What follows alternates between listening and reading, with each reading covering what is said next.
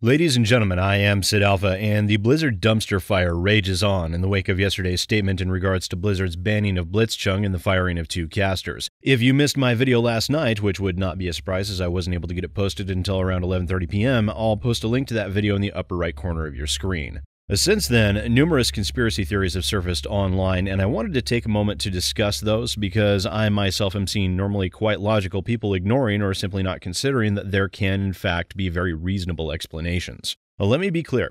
I still maintain that Blizzard lied their asses off because, let's face it, they did, but I want to make sure that they are being criticized based on accurate information and that we only spend time critiquing accurate information. That is why I apologized in my previous video over my being less than clear with the Bobby Kotick video, and that is also why I will be adding an addendum to my previous video. So let's start with that, and then I'll move on to the 3 biggest theories surrounding Blizzard's recent actions, and then I want to talk a little bit more about Blizzard's statement in general. The links, as always, will be in the description down below. So in last night's video, I had discussed the translation of the HearthStone Weibo Twitter account and emphasized that message quite a bit in that video. That translation reads, "We are very angered and disappointed at what happened at the event last weekend and highly object the expression of personal political beliefs in any of our events. As always, we will defend the pride and dignity of China at all cost." However, there is another translation floating around out there, courtesy of IGN, that isn't as directly inflammatory towards a Western reader. That translation reads, "We express our strong indignation or resentment and condemnation of the events that occurred in the Hearthstone Asia-Pacific competition last weekend and absolutely oppose the dissemination of personal political ideas during any event or games.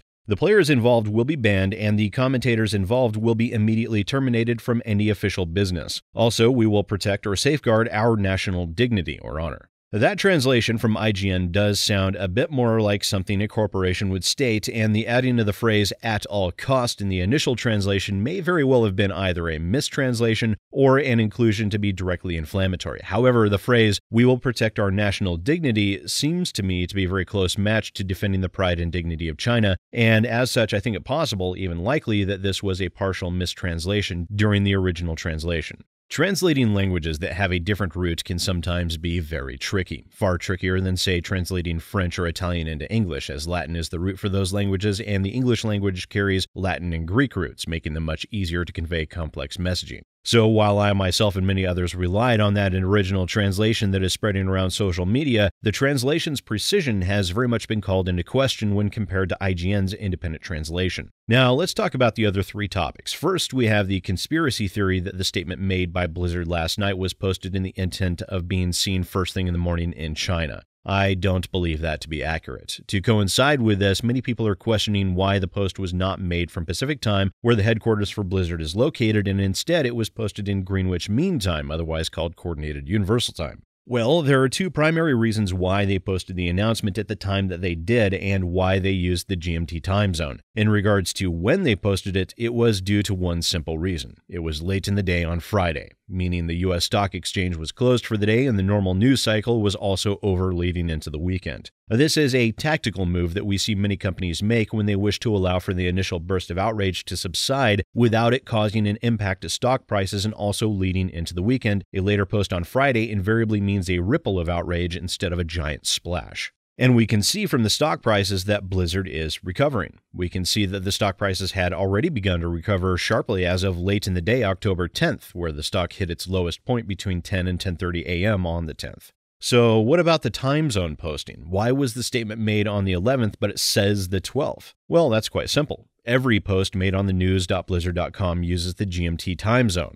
Here's the War Chest BlizzCon 2019 post that was made at 5 p.m. GMT on October 10th. Here is the Battle for Azeroth War Campaign recap post that was made at 5 p.m. GMT on September 30th. And also, here's the Season 3 is Live New Rewards Available post that was made at 10 p.m. GMT on January 31st. This was no grand attempt to put the statement in front of Chinese eyeballs first thing in the morning. It was a combination of dodging outrage affecting stock prices coupled with the simple fact as to how time zones work. It is possible for it to be the 11th in one time zone and the 12th in another. Let's move on to the next topic, and that is the Mei figurine. This was sent to me on my Discord by a viewer, and it showcases via Wayback Machine that the site originally showed the Overwatch Mei statue. Many people are theory crafting that the statue was pulled in response to the internet's efforts to turn Freedom Mei into an icon of Hong Kong protest. The reason for this, as that page does have a 301 redirect to other Mei merchandise, and the Mei statue is not listed among them, nor is it anywhere to be found.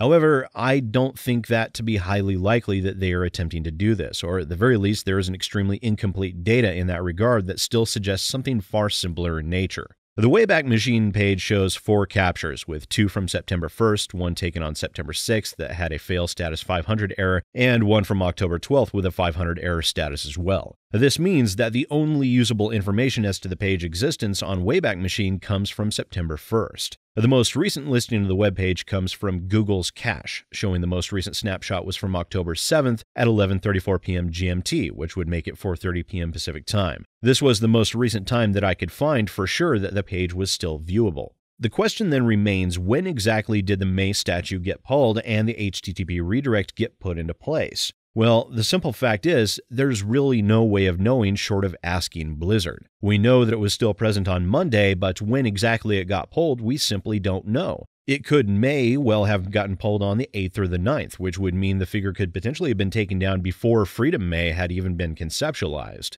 So allow me to posit an alternate theory.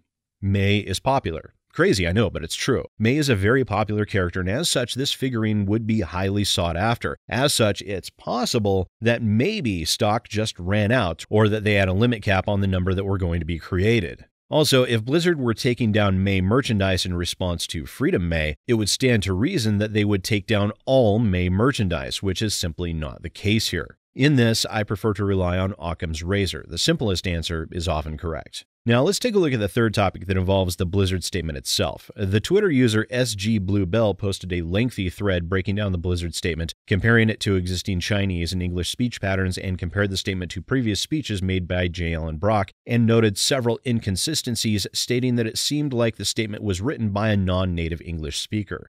And I will freely admit, I offhandedly dismissed this last night, but upon reviewing, it does seem a bit conspiratorial in nature, but at least well thought out and well reasoned. And likely, yes, this was probably run through numerous public relations representatives, which may very well include a Chinese PR rep.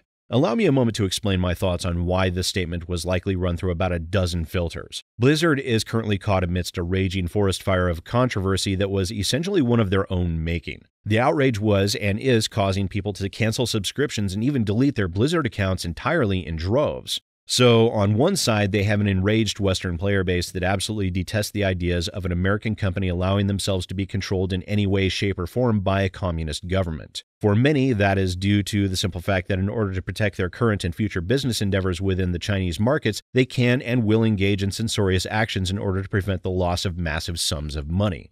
Blizzard's statement last night was a seemingly vain attempt to throw a bucket of water onto the raging fire that is the internet right now, and as such has to be very carefully crafted and carefully worded. And when you're a large corporation, such statements are absolutely not made in a vacuum. I'm certain numerous PR people reviewed and revised the statement and likely drafted it as well and simply got J. Allen Brock's approval to stamp his name to it. And yes, it is quite likely in this scenario that various non-English speakers were used to make certain the statement would translate well in various languages and likely translated back and revised. However, many people are theorizing that a Tencent or other form of Chinese representation instructed Blizzard to make such a statement, and that is where I disagree. Blizzard could remain silent for only so long when dealing with such a massive outrage, and one does not simply respond in haste, as that would only serve to throw a ton of gasoline onto the flames. This was an attempt to temper the outrage, and while it still failed miserably in achieving its intended result, obviously could not be entrusted to a single individual, not even the president of the company.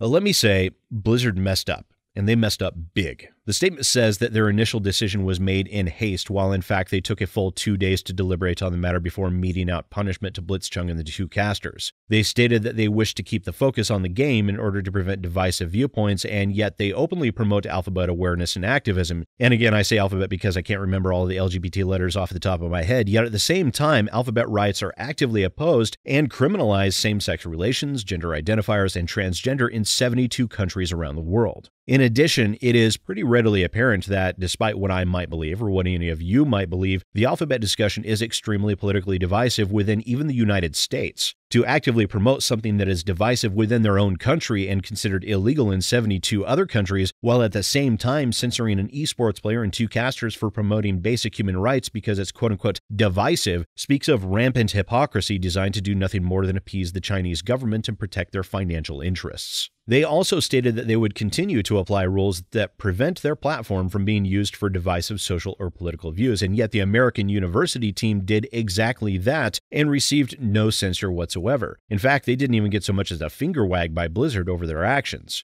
Now, don't get me wrong, I don't want the AU players to be punished, and it would be wrong for Blizzard to do so, just as I feel the new outdate the outrage punishment for the 2 casters and for Blitzchung is still disproportional to the offense. A lot of people have also asked me on social media what I thought would be a fitting punishment, and the answer to that is quite simple. Yes, they broke the poorly worded rules that essentially boils down to Blizzard's sole discretion on what is or not a violation of those rules. So here is what I think would have been an adequate punishment, and it didn't even take me the 48 hours that Blizzard had initially taken. For Blitzchung, I would think that removal from the Grandmasters tournament would have been sufficient. No 6-month or 1-year ban from competing in other tournaments, and I certainly would not have yanked away the prize money that he'd already earned. You broke the rules, you know what you were doing, so we have to remove you from this one tournament.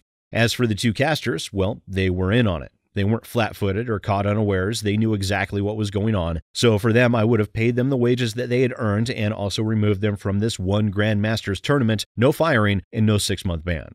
That, I think, would have been a proportional response, and such an action would likely have avoided most of the outrage that Blizzard has, to my mind, justifiably earned.